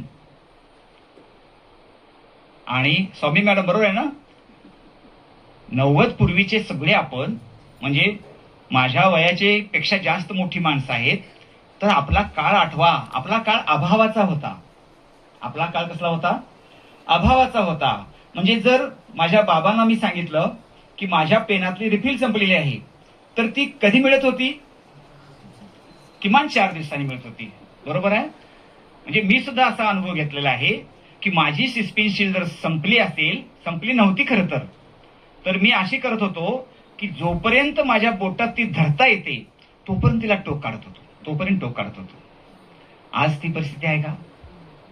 आज जर आमच्या मुलांना सांगितलं की येताना अमुक अमुक वस्तू घेऊन या, आपण काय करतो? तत्काळ देतो. आणि हा जो गेल्या 25 वर्ष, 90 आणि हे जे 35-36 वर्षाचा जो काळ आहे, हा मित्र हो चंगळवादाचा काळ आहे. चंगळवादाचे थैमान नावाचे एक छोटंसं पुस्तक अच्युत गोडबोलेंनी लिहिलेलं आहे. चंगळवादानं काय केलं? चंगळवादानं अशी गोष्ट केली की माणसाला इट, ड्रिंक अँड एन्जॉय अशी एक स्थिती निर्माण केली. आणि या स्थितीचा परिपाक म्हणून माणसं अंतर्मुख बहिर्मुख व्हायला पाहिजेत. खरं तर म्हणजे समाजाकडे ती व्हायला पाहिजेत, पण ती म्हणजे आत्मरत झाली. आपण हा शब्द वापरूया, आत्मरत झाली. म्हणजे मी, माझं कुटुंब आणि मीच, एवढं झालं. त्याचा परिणाम असा मित्र झाला की आपण या जगाच्या बाजारामध्ये वाहवत गेलो. आणि मग ही परिस्थिती निर्माण झाली की आमच्या मुलाला राजे कळत नाहीत. ही परिस्थिती आपली निर्माण झाली. अशा काळामध्ये आपण आता जगतो आहोत. अशा काळामध्ये, अशा सामाजिक राजकीय परिस्थितीमध्ये जगतो आहोत. आणि अशा काळात एक अंधार पार झाला थोडा उजेड ठेवा, असं एका कवीनं म्हटलेलं आहे. तुमच्या पुस्तकात पण तुम्हीच लिहिले आहे ते, यांचं वाक्य आहे. पंथी जपून ठेवा, अंधार दिवा पाहिजे, या देशाला जिजाऊचा शिवा पाहिजे, शाहिरांनी लिहिलेला आहे. मग अशा काळात एक माणूस पंथी होऊन येतो आणि अंधार झाला असला तरी मी आहे. रवींद्रनाथांची सुद्धा एक कविता आहे बरं का. रवींद्रनाथांची कविता आहे, वैरी साहेब, रवींद्रनाथांची कविता आहे. त्या कवितेमध्ये सूर्य म्हणतो काय की आता मी मावळणार आहे आणि या धर्तीवरती अंधाराचं साम्राज्य पसरणार आहे. या विश्वाचं, या पृथ्वीचं काय व्हायचं? तेव्हा एक पंथी पुढे येते आणि म्हणते की तू जरी मावळणार असलास, अंधार होणार असला तरी होऊ दे, मी माझ्या परीनं, माझ्या पुरता, पावलापुरता प्रकाश टाकून अंधारात उजेड पेरण्याचं काम करणार आहे. मला आज घडीला असं वाटतं की आमचे संजय वारके सर त्या पंथीसारखं ध्येयवेडी माणसं लिहून हे काम करतात असं या ठिकाणी मला वाटतं. त्या पुस्तकाचं प्रकाशन अशा ठिकाणी होतंय की पुस्तकानं समृद्ध असलेलं ठिकाण आहे. यासारखं ठिकाण योग्य आहे का सांगा? आजूबाजूला पाहावं तिकडं पुस्तकच आहेत. आणि जिथं आपण असू, गेल्या आठवड्यात तिथं एक पुस्तक प्रकाशन झालं. त्या पुस्तकाचं नाव होतं रमेश दादांचं, फुलासंगे मातीस वास लागे. आम्ही अशा पुस्तकांच्या सहवास राहिलो तर आपल्याला सुद्धा सुगंध लाभणार की नाही? लाभेल. त्या पुस्तकामध्ये मी वाचलेलं आहे, ध्येयवेडी माणसं आहेत, हे खरं आहे. पण मी तुम्हाला सांगूनच जातो आता, संजय वारकेनी या पुस्तकात एक नवा शब्द आपल्याला दिलेला आहे. नवा शब्द ते काय म्हणतात तर शिवाजी फेटेमध्ये माणसांचं पोट भरण्यासाठी, भूक भागण्यासाठी अनेक खानावळी आहेत. खानावळ माहितीये ना आपल्याला, पोट भागवते. परंतु एक वाचनावळ आहे आणि ती इथंच तांबनकर हॉस्पिटलच्या समोर अक्षरदानांच्या रूपानं आहे. अक्षरदानाला वाचनावळ म्हणणारा संजय वारके हा वेगळा लेखक आहे असं मला या ठिकाणी वाटतं. मी असा विचार करत होतो, आपण माणूस म्हणून जेव्हा जन्माला आलो, अर्थात 450 कोटीचा आपला काहीतरी इतिहास आहे, परंतु मी अभ्यास केला तेव्हा माझं अशा लक्षात आलं की सेपियन नावाचा एक ग्रंथ आहे. युवाल नोवा हरारी या माणसानं 3 ग्रंथ लिहिलेले आहेत ज्यांना वाचनाची आवड आहे. अर्थातच आपण सगळे वाचन प्रेमी आहातच, त्याशिवाय आपण इथं येणार नाही. तर त्या माणसानं 3 पुस्तकं लिहिली आहेत, अगदी मूलभूत पुस्तकं आहेत सर. इथं आपले समीक्षक सगळे बसलेले आहेत, त्यांना माहित आहे. सेपियन, होमोसेपियन आणि 21व्या शतकातील 21 प्रश्न, असे ती 3 पुस्तकं आहेत. तर त्या सेपियन मध्ये त्यांनी सांगितलेलं आहे की माणूस जेव्हा एका ठिकाणी राहू लागला, तो कधी राहू लागला तर 12,000 वर्षापूर्वी राहू लागला, जेव्हा शेतीचा शोध लागला. शेतीचा शोध कुणी लावलाय असं आपण विचारू तर आपलं उत्तर काय येईल, तर स्त्रीनं लावलेला आहे. शेतीचा शोध हा स्त्रीनं लावलेला आहे. ही गोष्ट असू दे, परंतु माणूस पुढं पुढं पुढं सरकत जाईल तशी त्याला भाषा येऊ लागली, त्याला बोलता येऊ लागलं, त्याला चालता येऊ लागलं, त्याला नवे विचार करता येऊ लागले. आणि मग माणसाला असं वाटायला लागलं की आपण माझ्या स्वतःबरोबर बोलायचंच आहे, दुसऱ्याबद्दल काय बोलता येईल का, दुसऱ्याबद्दल जेव्हा लिपी आली तेव्हा काय लिहिता येईल का, असा विचार झाला. मग माणसं बोलायला लागली चित्राच्या रूपानं. असा सगळा इतिहास आहे. मी तुम्हाला सांगेन की आज आपण ज्या पुस्तकाच्या विषयासंदर्भात आपण इथं आहोत ते पुस्तक ध्येयवेडी माणसं हे व्यक्ती चित्रणात्मक पुस्तक आहे. यामध्ये व्यक्तींची चित्र आहेत. व्यक्तीचं चित्रण म्हणून जेव्हा आपण इतिहास पाहतो तेव्हा इथं माळीसर, प्राचार्य माळीसर वैरीसाहेब आहेत, ज्यांनी आपल्याकडं प्राचार्य म्हणून काम केलं. माळीसर ललित बंधच्या गटाचे एक सदस्य असलेले आहेत. माळीसर अक्षरदालनचे लेखक आहेत. असे इथं पोद्दार सर पण आहेत.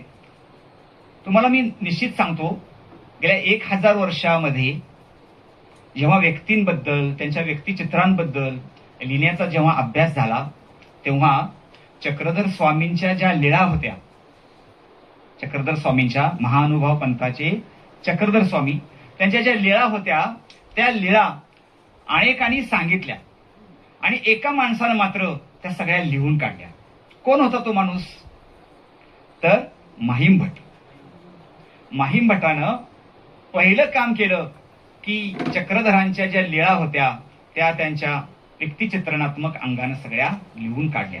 आपल्या पुढचा तो एक मुख्य आधार आहे, मूलाधार आहे मित्र. आणि मग ही परंपरा पुढं पुढं पुढं होत गेली. नक्की आहे आपल्या प्रिय माणसाबद्दल, ज्याच्याबद्दल आपला आदर आहे, त्या माणसाबद्दल आपण बोलणारच ना, आपल्याला लिहावंसं वाटणारच की. मग शिवाजी महाराजांच्या काळात काय झालं असेल तर बखरी झाल्या, पोवाडे झाले आणि मग त्यांचे चरित्र अशा तऱ्हेनं पुढं पुढं पुढं सरकत आलेलं आहे. आज अनेकांनी व्यक्तिचित्रणात्मक लेखन बऱ्याच लोकांनी केलेलं आहे. म्हणजे आपल्या आता कृष्णात खोत, रिंगाणकार कृष्णात खोत यांचं नांगरल्याविन भुई हे व्यक्तिचित्रणात्मक लेख आपण काहीतरी वाचले पाहिजे. पुन्हा माळीसरांचा संदर्भ मी मुद्दाम देईन, कारण त्यांचे स्मृतिगंध, पुन्हा स्मृतिगंध आणि सुवर्णगंध यामध्ये त्यांनी समाजातल्या अनेक व्यक्तींबद्दल लिहिलेलं आहे. आता संजय वारके सर यांनी जे लिहिलंय ते थोडंसं वेगळं आहे. काय वेगळं आहे, खरं तर हे त्यांचं पहिलं पुस्तक व्यक्तिचित्रणाचं नाही. सरांनी अनेक पुस्तकं लिहिलेली आहेत. छोटं गाव आणि छोट्या गावच्या मोठी माणसं, छोट्या गावच्या छोटे गाव मोठी माणसं हे त्यांनी आधी लिहिलेलं आहे. त्यांना त्याचा अनुभव आहे. आणि ललितबंध त्यांनी आकाशवाणीवरती 50हून अधिक बोललेले आहेत. आणि मगाचं त्यांचं मी जेव्हा मनोगत ऐकत होतो तेव्हा त्यांचं जे बोलण्याची जी शैली आहे तीच त्यांच्या लेखनाची शैली आहे. किंबहुना ते लिहितात तसंच त्यांची बोलण्याची शैली आहे असं माझं निरीक्षण आहे. ध्येयवेडी माणसं हे त्यांनी निवडलेलं एक शीर्षक आहे आणि त्या शीर्षकात ध्येयानं वेडी अर्थात झालेली माणसं सगळे आहेत. दादांनी त्याविषयी खूप छान मांडणी केलेली आहे. मला या निमित्तानं 2 गोष्टी आठवतात. एक ग्रीक कथेतला प्रॉमिथियस आठवतो.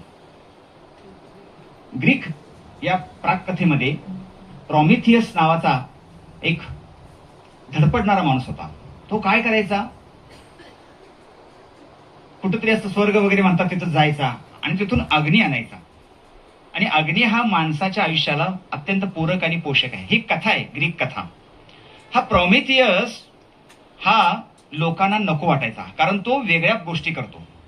तुम्ही आता सगळ्या लोकांनी हे असं अनुभवलंच असेल की आपण जर एखादी नवी गोष्ट, लोकांच्या विधायकतेची गोष्ट, पुरोगामी गोष्ट करत असू तर लोक आपल्याला त्रास द्यायला मागं पुढं करत नाहीत. प्रसंगी आपला जीवही घेतात. आता सांप्रत वर्तमानामध्ये ही गोष्ट घडते की नाही सांगा? पुरोगामीचा झेंडा घेऊन एखादा आपला कार्यकर्ता जर लढाई करत असेल तर त्याला फोनवरनं धमकी येते की नाही? त्याला जीवे मारण्याची धमकी येते की नाही? माणसानं कसं जगायचं हा प्रश्न आहे. प्रॉमिथियस हा त्या कार्यकर्त्याचा प्रतिनिधी आहे. प्रॉमिथियसला काय केलं जायचं? प्रॉमिथियसला साखळ दंडामध्ये जखडून ठेवलं जायचं. पोद्दार सर बरोबर ना, अशी कथा आहे. प्रॉमिथियसला साखळ दंडामध्ये जखडून ठेवलं जायचं आणि उघड्या माळावर ठेवलं जायचं आणि गिधाडं त्याला टोचा मारायचे. हे रात्रभर चाललेलं असायचं. सकाळ होताच प्रॉमिथियसची इच्छाशक्ती इतकी अफाट होती की त्याचे साखळ दंड तुटून पडायचे. त्यातल्या रक्तातनं पुन्हा तो प्रॉमिथियस उभा राहायचा आणि पुन्हा ती अग्नी आणायला जायचा. हा अदम्य जिद्द, इच्छाशक्ती हे अनेक वर्षे घडायचं. या कथेचा मतितार्थ काय आहे मित्र हो? तर तुम्हाला कितीही टोचा मारू दे, कितीही तुमच्यावर टीका होऊ दे, तुम्ही तुमच्या ध्येयापासून बाजूला जायचं नाही, तुम्ही तुमच्या कामापासून बाजूला जायचं नाही.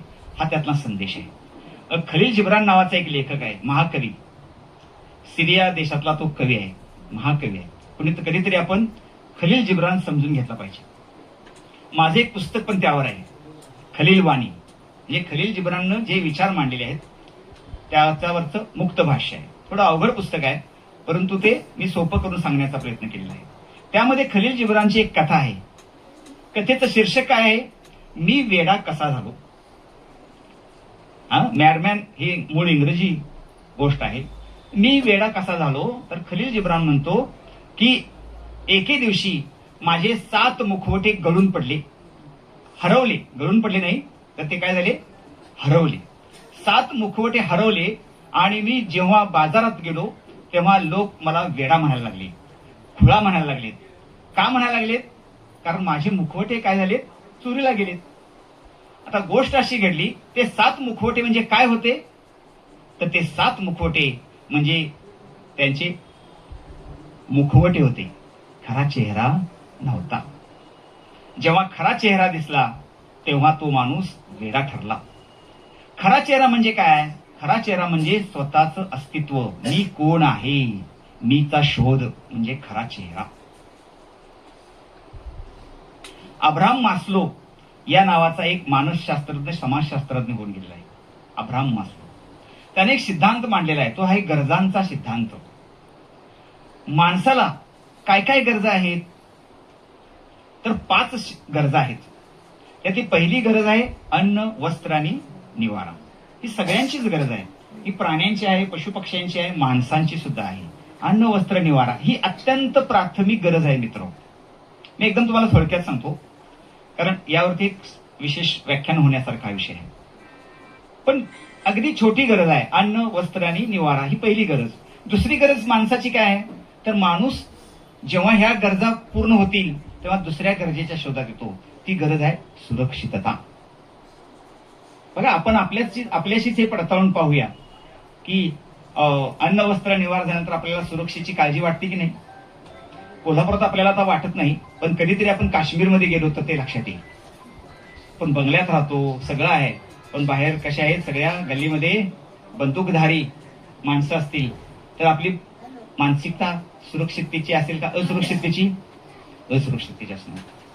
तिसरी गरज अब्राहम मास्लोने सांगितली, हे सगळं आहे, आपल्याला सुरक्षितता पण आहे, पण प्रेम मिळत नसेल तर? ह्या सुरक्षितता म्हणजे तुरुंग वाटेल.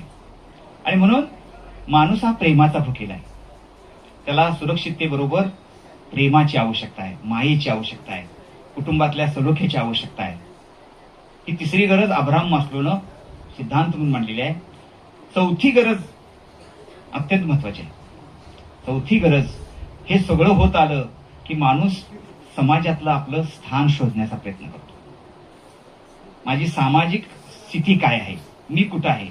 गल्लीत असेल तर मला गल्लीत किती लोक ओळखतात, काय म्हणून सन्मान देतात.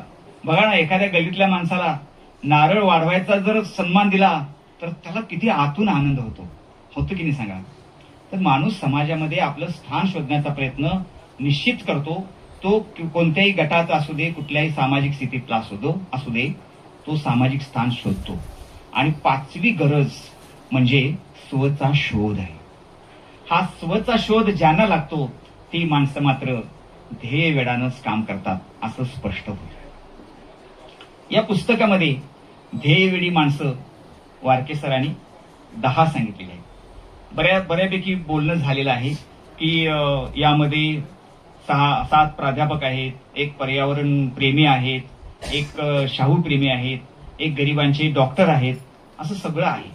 परंतु या सगळ्यांमध्ये वारके सरांचं मी जेव्हा लेखन वाचत होतो तेव्हा वारके सरांनी काय काय केलं असेल आपल्याला वाचायला सोपं वाटतं.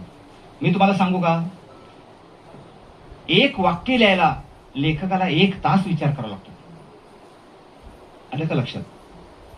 आपण वाचून टीका करू शकतो, पण मित्र हो, लिहिणं ही गोष्ट खूप अवघड आहे. पण एकदा जर तुमची लिहिण्याची तुम्हाला फ्लो मिळाला तर तुम्ही झर झर झर झर झर झर लिहूही शकता. वारके सरांनी खूप कष्टप्रद असं हे काम केलेलं आहे. ही माणसं त्यांनी शोधलेली आहेत, हेरलेली आहेत. म्हणजे साळोखे सर असतील, जे.के. पवार सर असतील, यांच्याकडे ते गेलेले आहेत. मला मार्गदर्शन करा. त्यांना एकाच माणसांवरती एखादं चरित्र लिहिता आलं असतं, परंतु नाही. वारके सर, तुम्ही चांगली गोष्ट केली की एकाच माणसावर एक मोठं पुस्तक लिहिण्यापेक्षा 10 माणसांवर पुस्तक लिहिलं. 10 माणसं म्हणजे 10 चरित्रच आहेत या पुस्तकातली. ध्येयवेडी माणसं आहेत. ही ध्येयवेडी माणसं आहेत. यांच्यातला समान धागा मला कोणता वाटतो तर ही सगळी माणसं वाचनाशी संबंधित आहेत, ही अक्षराशी संबंधित आहेत. म्हणजे इव्हन डॉक्टरांचं चरित्र जर ह्या पुस्तकातलं वाचलं तर किती प्रतिकूल परिस्थिती डॉक्टर तुमच्यावर आली तुमच्या शिक्षणाच्या काळामध्ये. परंतु त्यातूनही त्यांनी पुढं शिक्षण घेतलं, ग्रंथांचा सहवास घेतला, ग्रंथ वापरलेत, ग्रंथ अभ्यासलेत, आणि म्हणूनच ही माणसं वेगळ्यापणानं येत आहेत. मला खरंच उत्सुकता आहे की दीपक शेट्टींच्या घरात गेलं पाहिजे. जेवढ्या लवकर जाता येईल तेवढ्या मी लवकर जाणार आहे, कारण खरंच गेलं पाहिजे. म्हणजे तुम्हाला आश्चर्य वाटेल, पाश्चात्यामध्ये, युरोपमध्ये जर माझ्या घरी तर एखादा कंदील असेल तर मी काय करेन, तो कंदील. युरोपची एक संस्कृती आहे. काय संस्कृती आहे तर जतन साक्षरता म्हणून एक गोष्ट आहे. जतन साक्षरता, वस्तू जतन करून ठेवण्याची एक साक्षरता, लिटरसी जी आहे ती युरोपमध्ये जास्त आहे. आपल्याकडे काय आहे, आपल्याकडं हे सगळं रद्दी कधी एकदा बाहेर जाईल, ह्या वस्तू कधी एकदा भंगारात घालून त्यातले 100 रुपये मला मिळतील असं पाहिलं जातं. युरोपमध्ये असं होत नाही. युरोपमध्ये कंदील सुद्धा जपून ठेवला जातो. आपल्याकडे नेताजी कदम म्हणून इथं आयुर्वेदिक ख्रिश्चन हायस्कूलच्या जवळ छोटं जुन्या पुस्तकांचं दुकान आहे.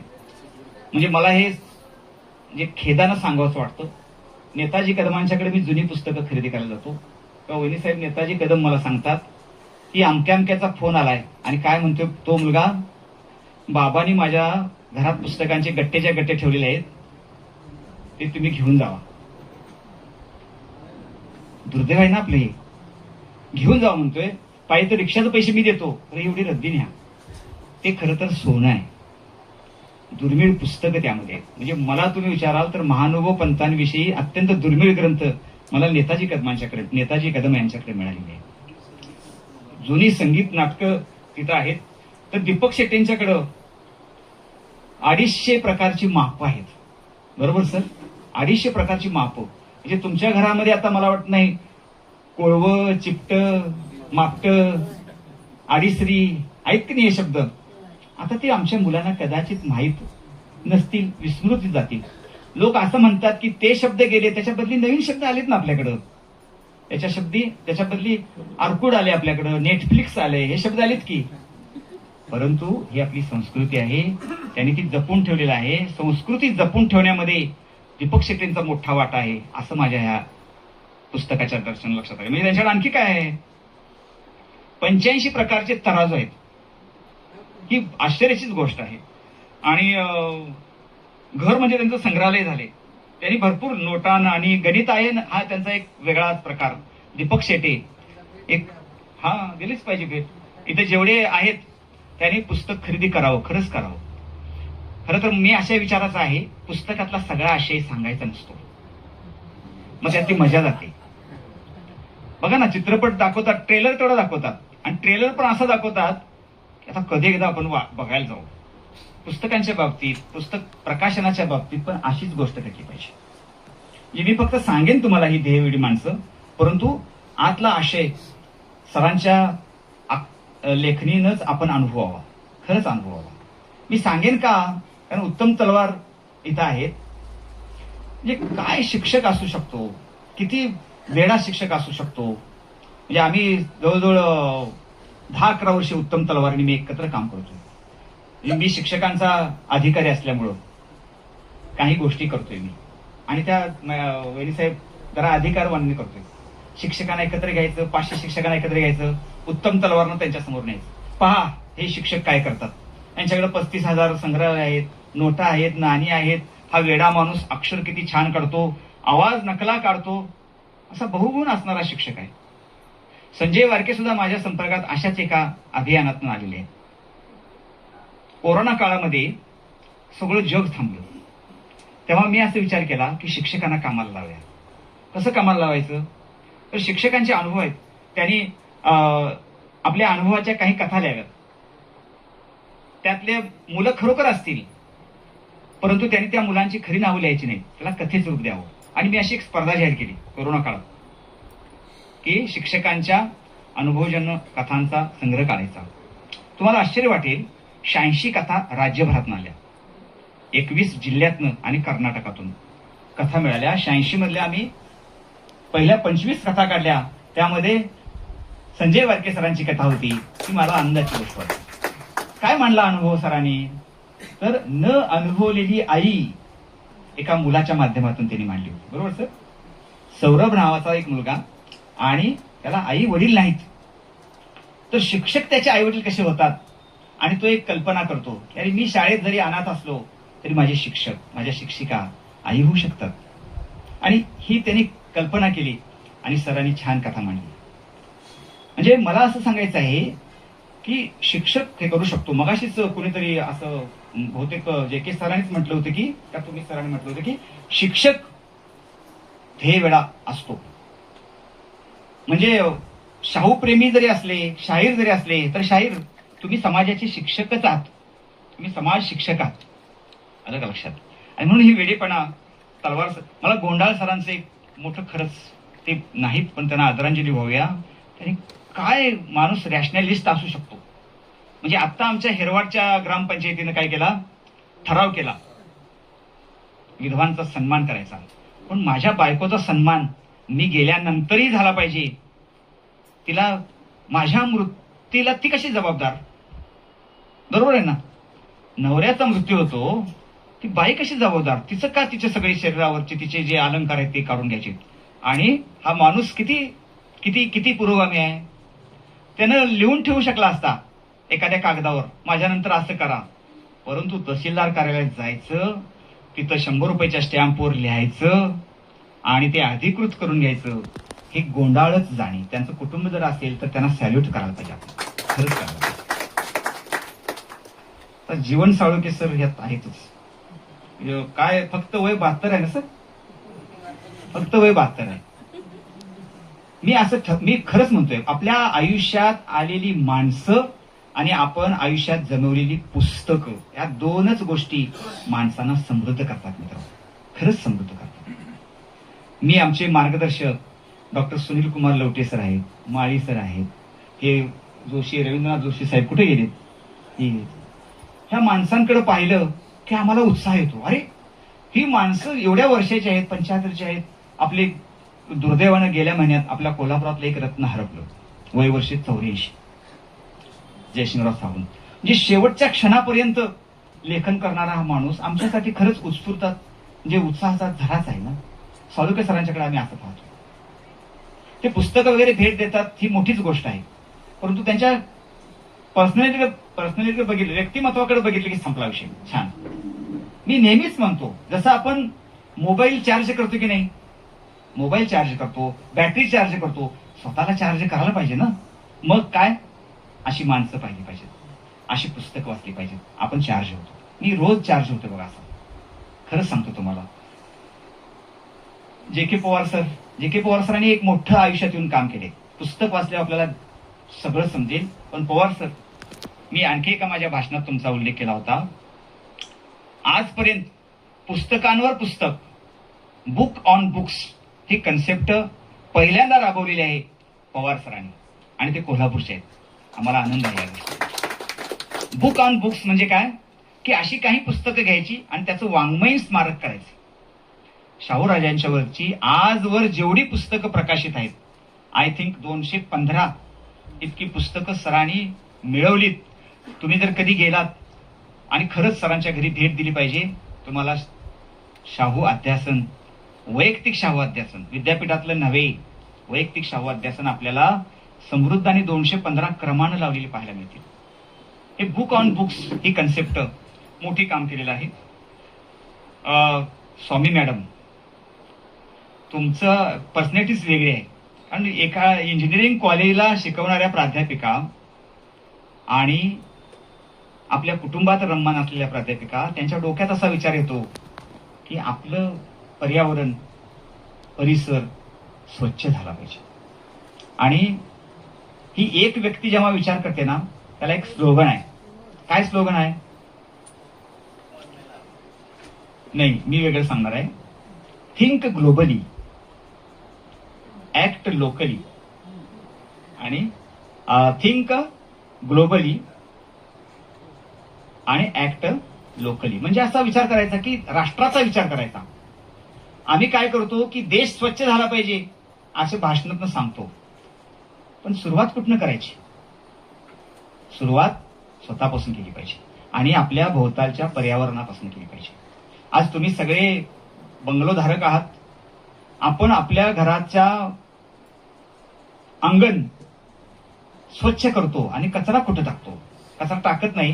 म्हणजे मी अनुभवतोय, आमच्या शेजारी आहेत, सकाळी माझ्या आधी उठून झाडून काढतात आणि माझ्या कंपाऊंडच्या कडे काय येतंय, त्यांचा कचरा येतो.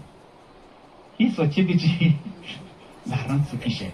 ही स्वच्छतेची व्याख्या नाही. थिंक ग्लोबली, ऍक्ट लोकली आणि रिस्पॉन्स पर्सनली. मगाचा शब्द, तिसरा शब्द आहे तो. Think globally, act locally and response personally. म्हणजे व्यक्तीनं हे काम सुरू केलं तर ते चांगलं होतं. विदुराव स्वामी, पर्यावरण प्रेमी, असं तुमचं शीर्षक आहे. ते पण यमक जुळवलेलं आहे इकडं. राजू भगत, काय माझ्या व्हॉट्सअपवर सतत तुमचं पाहतोय आम्ही. कुठं कुठं जाताय, नदीवरती पंचंग्याच्यावर जाताय, सांगताय सगळं. आणि खरंच शिवशाहीर, ह्यांना काय काय येत नाही हा माझ्या समोरचा प्रश्न आहे. काय काय येत नाही म्हणजे खेळात आहेत, फोटो काढण्यात आहेत, शिल्पकार आहेत, चित्रकार आहेत. फक्त तुम्हाला शिवशाहीर म्हणून ओळखतात, परंतु शिवशाहिराच्या पलीकडे तुमचं पर्सनॅलिटी आहे. हे खरंच आपण वाचून पाहूया. रमेश भिवरे हे इचलकरंजीचे आहेत. त्यांचं एक वाक्य खरंच नोंद करण्यासारखं आहे. त्यांनी काय म्हटलंय वाक्य, तुमचा ग्रंथ 1476 पानांचा आहे, म्हणजे काय बृहद खंड आहे, म्हणजे मोठा आहे. आणि त्यांनी ते म्हटलंय की इतके वर्षे मी काम करून सुद्धा वहिनी साहेब, ते म्हणतात की मला 2 आण्याचा सुद्धा शिवाजी महाराज कळलेला अजून नाही. किती नम्रता आहे आणि किती काम आहे आणि किती सज्जनता आहे, साधेपणा आहे. लेखकाकडे खरंच असा साधेपणा पाहिजे. आजकाल आम्ही भरपूर लेखक वगैरे पाहतो, ते की वेगळ्या कंपूमध्ये, वेगळ्या मानसिकतेनं काम करताना दिसतात. तेव्हा हे भिवरे सर हे आपल्याला खरंच आयडियल वाटतात. सर, आम्ही इचलकरंजीला येतो नेहमी. तिथं आमची समाज प्रबोधन संस्था आहे, आमचे 100 कार्यकर्ते आहेत तिथं सेवा दलाचे. तर तुम्हाला नक्की आम्ही इचलकरंजीत मी येऊन भेटणार आहे. डॉक्टरांच्या बद्दल तरी काय, गरिबांचे डॉक्टर म्हणून तुम्हाला संबोधलेलं आहे. तुमचं वेगळ्या प्रकारे चित्रण वारके सरांनी निश्चितच केलेलं आहे. आणि विशेष आजच्या कार्यक्रमाचे जे पाहुणे होते त्यांनी तुमचा लाभ घेतला. हा सगळा योगायोगाचा भाग आहे. डॉक्टरांनाही आपण वाचून घ्यावं, समजून घ्यावं. तुम्ही खरं तर डॉक्टर वैद्यकीय सेवेचे एक प्रतिनिधी म्हणून या पुस्तकात असा माझा एक अनुमान आहे. कारण असेही डॉक्टर असू शकतात. म्हणजे चंगळवादाच्या पार्श्वभूमीवर आज वैद्यकीय क्षेत्रात डॉक्टर तुमची क्षमा मागून सांगतो की काय काय गोष्टी बऱ्याच चाललेल्या आहेत याचा अनुभव घेतोय. म्हणजे मी सहज म्हणून माझी कंबर दुखते म्हणून दाखवायला गेलो, थेट MRI काढायला लावला मला. 6500 MRI. म्हणजे मला म्हणजे गरज असेल सुद्धा मला माहिती नाही, परंतु मला MRI काढायला लावला.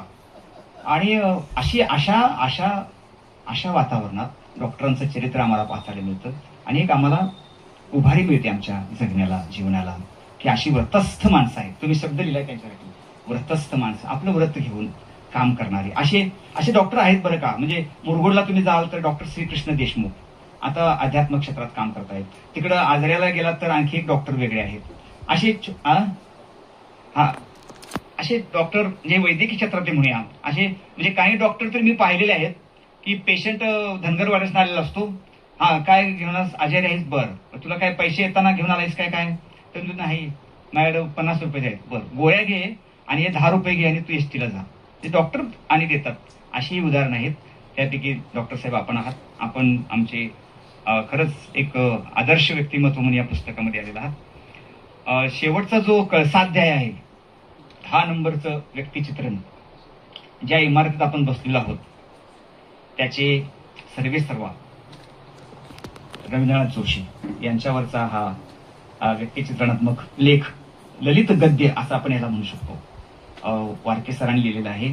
वारके सरांनी पहा या सगळ्या माणसांना भेटून त्यांची माहिती घेतली आहे, मुलाखती घेतली आहेत, त्यांच्या सगळ्या सोयऱ्यांना भेटलेल्या आहेत. आम्हाला माहिती द्या, मला द्या. म्हणजे हे मी असं समजतोय की हे 10 लेख म्हणजे 10 रिसर्च पेपर आहेत, शोध निबंध आहेत.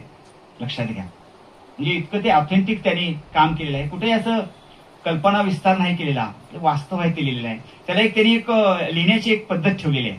म्हणजे सुरुवातीला एक उतार असा केलेला आहे की कळत नाही माणूस कोण आहे असं ते म्हणजे एक सूचक लिहितात. आणि मग पुढच्या उतारात हे अमुक म्हणजे कोण, तर रवींद्रनाथ जोशी. मग त्यांचा जन्म कुठं झाला असं त्यांची बॅकग्राऊंड लिहितात, मग त्यांचं कार्य लिहितात. अशी यांची लिहिण्याची शैली प्रवाही आहे, वाचाविषयी वाटणारी आहे, शब्द अचूक आहे. रवींद्रनाथ जोशींच्या बद्दल त्यांनी लिहिले ना की हे मला माहिती होतं, पण तो काळ औदुंबरमध्ये जन्म आणि अमेय जे आहेत का, अमेय जोशी, म्हणजे हा लेख संपूर्ण जोशी कुटुंबासाठी एक ठेवा ठरणार आहे पुढच्या पिढ्यांना. कारण आमचा मूळ माणूस कोणत्या परिस्थितीमध्ये औदुंबरवरून इथं आला आणि त्यांनी काय काय हाल अपेक्षा सहन केली. हिमनगाचं आपल्याला फक्त टोक माहित असतं. हिमनग किती भागात विभागलेला आहे, 8 भागात विभागलेला आहे. समुद्राच्या वरती जे आपल्याला हिमनगाचं टोक दिसतं तो 1 अष्टमांश भाग असतो. खाली किती भाग आहे, 7 अष्टमांश भाग खाली आहे. हा कधी आपण समजून घ्यायचा. जोशी साहेब औदुंबरमध्ये म्हणजे 9 भावंड, भाऊ 9 आणि 2 बहिणी म्हणजे किती माणसं झाली ते यांच्या ह्यांना सगळे मिळून, यांच्या आई वडिलांना 11. म्हणजे क्रिकेटची टीम होणार इतकी यांचं कुटुंब मोठं झालं. आणि सगळे नाथ आहेत. म्हणजे रवींद्र असेल तर रवींद्रनाथ, आपले त्रिभुवननाथ, सगळे नाथ आहेत. आणि मग परिस्थितीला झगडत जोशी साहेब या की या पुढे या. जोशी साहेब 1972ला कोल्हापुरात आले. खरंच ते समजून घेतलं पाहिजे. अक्षरशः सायकलवरनं तुम्ही पुस्तकं वाटलेली आहेत, सर्व वाहनं वापरून पुस्तकं. पहिलं त्यांनी काय वाटलं असेल तर कॅलेंडर वाटलेले आहेत, बरोबर आहे ना. कॅलेंडर वितरण करून सगळं केलं. मग पुस्तक स्टॉल घातले. श्रीनाथ हे त्यांचं पुस्तक मूळ पुस्तकालय होतं. ते पुढे नंतर बंद पडून आता अभिनंदन आहे, इथं अक्षर झालं नाही. असं सगळं करत करत मला खरंच जोशी साहेब काकींचं खूप कौतुक वाटतं. ते सरांनी, वारके सरांनी अत्यंत छान सर आलेले आहे, त्यांच्याबद्दल टाळ्या वाजवल्या पाहिजेत आपण. आणि आज आपल्याला जे जवळजवळ 3000 स्क्वेअर फुटामध्ये 3000 स्क्वेअर फुटामध्ये अक्षर झालं नाही. 3000 स्क्वेअर फुटामध्ये तुम्ही सांगा मला, 3000 स्क्वेअर फूटची जागा आणि मध्यवर्ती ठिकाणी तिथं कुठला व्यवसाय करायचा, हे जर दुसरा माणूस असता तर त्यानं बदलला असता. कोरोना काळात मी त्यांचं इथं पाहिलेलं आहे. कारण कोरोना काळामध्ये माणसं जगू पाहत होती, पुस्तक घेऊ शकत नव्हती, घेत नव्हती. अशा अत्यंत प्रतिकूल परिस्थितीमध्ये त्यांचा तो काळ मी पाहिलेला आहे. आणि म्हणून वारके सरांनी त्या पुस्तकात एक छोटे टिप्पण टाकलेलं आहे. ह्यांना सपोर्ट करणारी कोण असेल व्यक्ती सगळ्यात मोठी, तर काकी आहे, त्यांच्या पत्नी आहे. तिला बसवायचं स्टॉलवर आणि आपण सायकलवरून सगळीकडे गळ्यात पिशवी घ्यायची. सगळ्या प्रकारची वाहनं वापरून, म्हणजे जिल्ह्यामध्ये सगळ्या तालुक्यांमध्ये काका पुस्तक वितरणाला गेलेली आहेत. आज जे आपल्याला हे भव्य रूप दिसतं, हे हिमनगाचं टोक आहे. काका समजून घ्यायचे असतील तर मित्र हो, निश्चितच रवींद्रनाथ जोशी हे कळसा अध्याय आपण या पुस्तकातला वाचला पाहिजे. मी सहज गमतीनं असा म्हटलेलं आहे की ही 10 वेडी माणसं म्हणजे दशानन आहेत. दशानन म्हणजे रावण असं समजू नका, रावण असं समजू नका. दशानन म्हणजे 10 तोंड असणारी माणसं आहेत, परंतु त्यांचा जो विचारसूत्र आहे, त्यांचा जीवनाचा प्रवास करण्याचा जो मार्ग आहे, आणि ग्रंथसखा मित्र, अक्षर मित्र होऊन ज्यांनी जे मार्गक्रमण केलेलं आहे, ते आपण दशानन या अंगानं समजून घेतलं पाहिजे. पुस्तकाची निर्मिती अभिनंदन प्रकाशनचे प्रकाशक यांनी उत्तम केलेली आहे, त्रिभुवन जोशी उत्तम केलेली आहे. ध्येयवेडी माणसं हे मुखपृष्ठ पाहिलं तरी आपल्या लक्षात येईल की अचूक बाण मारायचा असेल तर तो कसा मारायचा हे सूचक असं मुखपृष्ठ केलेलं आहे. मलपृष्ठावरती प्रकाशकांनीच पाठराखण भलावण केलेली आहे. आणि अत्यंत छोटं पुस्तक असलं, जवळजवळ 125 पानाचं पुस्तक आहे, पण चांगली अक्षरदालन. आणि या परिवाराची एक खासियत आहे की पुस्तक निर्माण करायचं तर ते गुणवत्तेचं करायचं, त्यामध्ये तडजोड करायची नाही. तर ही तडजोड न करता झालेली निर्मिती आहे. संजय वारके सरांना हे पुस्तक याची प्रकाशित होणारी ही जी आवृत्ती आहे ती लवकरात लवकर संपली पाहिजे, कारण दुसरी आवृत्ती तयार करायची आहे. आणि त्यामध्ये एक सुधारणा मी सांगणार आहे. दुसरी आवृत्ती करताना यामध्ये 10 आहेत, त्यामुळे 125 पानाचं पुस्तक झालेलं आहे. आणि 5 जर व्यक्तिचित्र तुम्ही वाढवलीत तर हे पुस्तक चांगला एक छोटा मजबूत असा ग्रंथ होईल.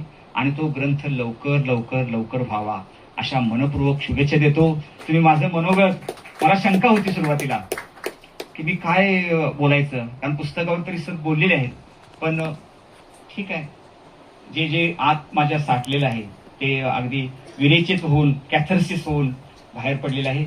मी या पुस्तकाच्या ऋणातून खरं तर माझ्यावर दिलेली जबाबदारी आहे तो मोकळा झालेलो आहे.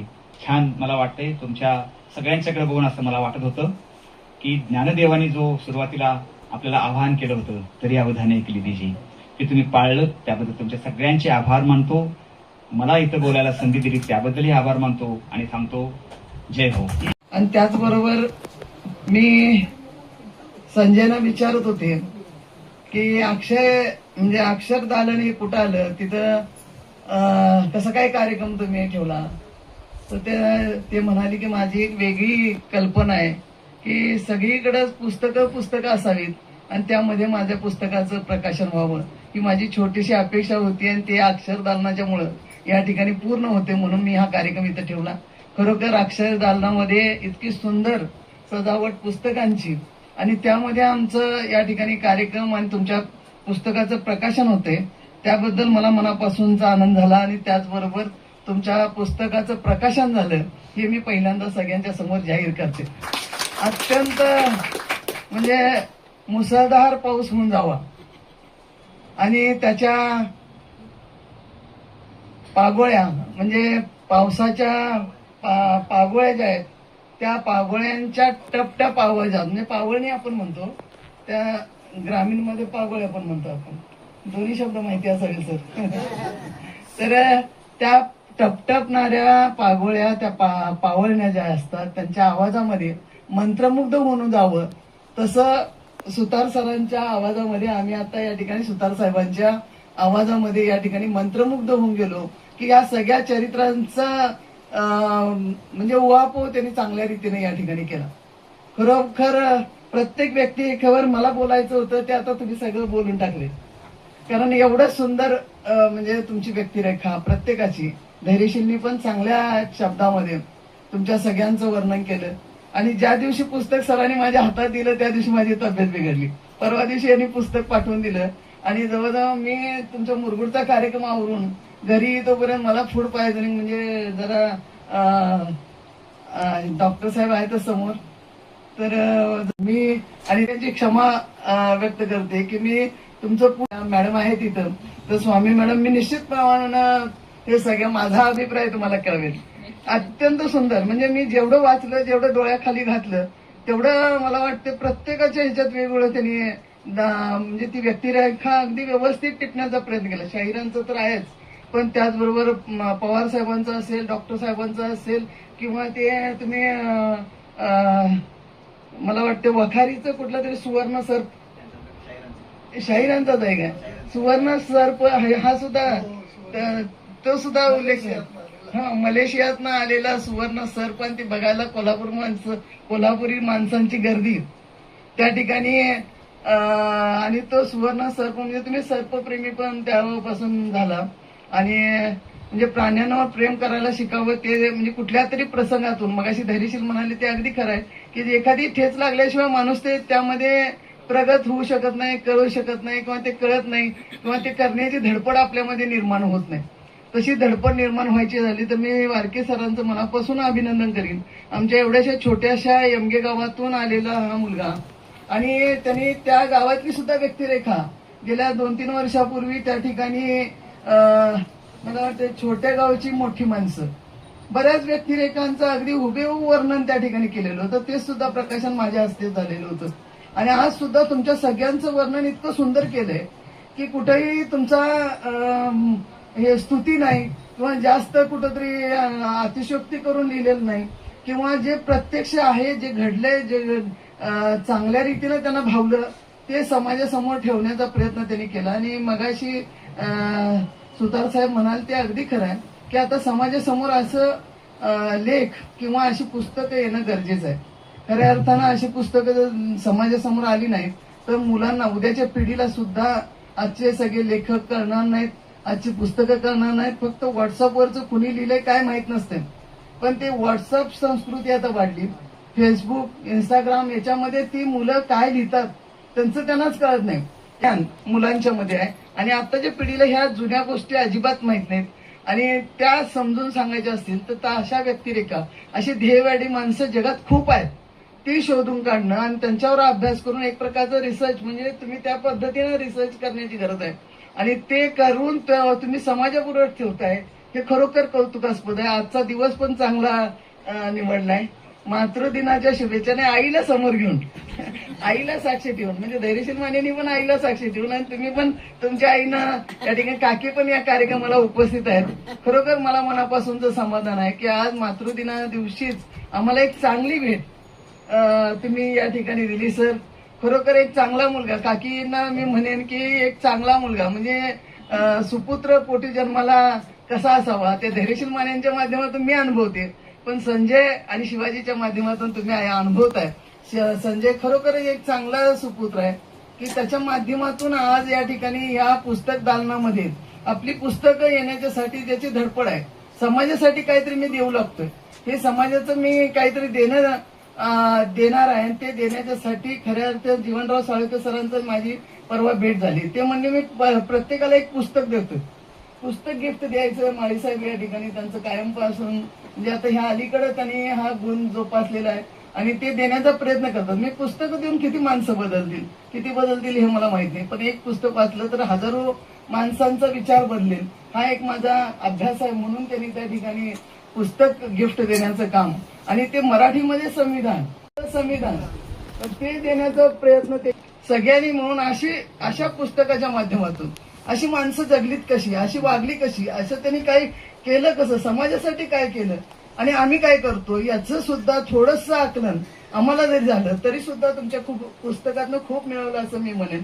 जेव्हा काय असेल समाजाला त्यावेळेला वाटत असतं ही काय मूर्ख माणसं आहेत, ही काय करतायत, पण खऱ्या अर्थानं आपला मूर्खपणा, आपला वेडेपणा, आपला समाज जेव्हा बघेल तेव्हा असं एक पुस्तक तयार होईल. निश्चितपणानं सुतार साहेब तुम्ही सांगितलं ते अगदी खरं आहे की यामध्ये अजून 4-5 माणसं वाढवली असती तरी संजय चाललं असतं, पण तुम्ही पुढच्या पुस्तकामध्ये अशी अजून लोक वाढवून त्या ठिकाणी मला वाटतं त्या पुस्तकामध्ये यांचा उल्लेख असावा कारण असा सुद्धा ध्येयवेडा माणूस की ज्यांनी केलंय त्याच्यासाठी सुद्धा कोणतरी एवढी छान मांडणी करून त्यांच्यासाठी अजून काय करता येईल हे सुचवणारं सुद्धा एक व्यक्तिमत्व आपल्याकडे आहे. तशा पद्धतीनं ह्या ध्येयवेडी माणसांच्या मध्ये अशा लोकांची यादी अजून तुमची वाढत जावी, अजून तुम्ही त्याच्यावर अभ्यास करावा, अजून काहीतरी लिखाण त्याच्या माध्यमातून संजयनी करावं अशी आशा व अपेक्षा या कार्यक्रमाच्या निमित्तानं करते. बराच वेळ या कार्यक्रम